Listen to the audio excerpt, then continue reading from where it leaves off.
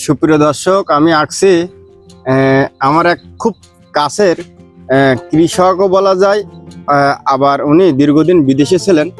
সেই ক্ষেত্রে উনি কৃষি বিষয়ে খুব ভালো অভিজ্ঞতা আছেন। আমরা এই আমার কাছের আঙ্কেলের কাছে এই কৃষি সংক্রান্ত কিছু আরবিতে শব্দ বা আরবিতে কিছু ভাষা আমরা জানবো। আপনি আমাদের দর্শকদের উপলক্ষে কিছু আরবি যে ফলন মনে করেন কৃষি সংক্রান্ত কিছু বলেন। আসসালামু আলাইকুম।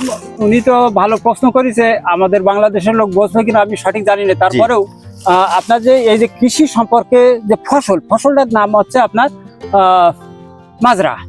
তো মাজরা যারা কাজ করে, মাজরাই এবার ফল ফ্রুট বিভিন্ন রকম আছে, যেমন বেগুন আছে, বাতিনজান, ভেন্ডি আছে, তারপরে আপনার পেঁয়াজ আছে, আদাচ, বাসাল, এই ধরনের, যেমন লবণ, খাদ্যশস্য, যে কোনো খাদ্যশস্য বললে হবে। খাদ্যশস্য এইভাবে বললেও হবে ইনশাল্লাহ। এরকম বিভিন্ন রকম আছে। আমি তো কৃষি সম্পর্কে খুব বেশি জানি। আরবিতে আরো কিছু বলেন। আরবিতে আপনি আপনার বাংলায় আগে জিজ্ঞেস করতে হবে।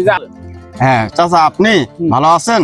আলহামদুলিল্লাহ। কইছেন আনা মজুদ। হ্যাঁ, আপনি সকালে কি দিয়ে ভাত খাইছেন? আনা সকাল আদা ফতুর ফে সামাক ফি সোয়া সবজি।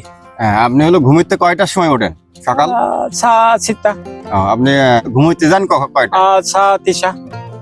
আপনি সারাদিনের কার্যক্ষেত্রে কি কি করেন আনুমানিক?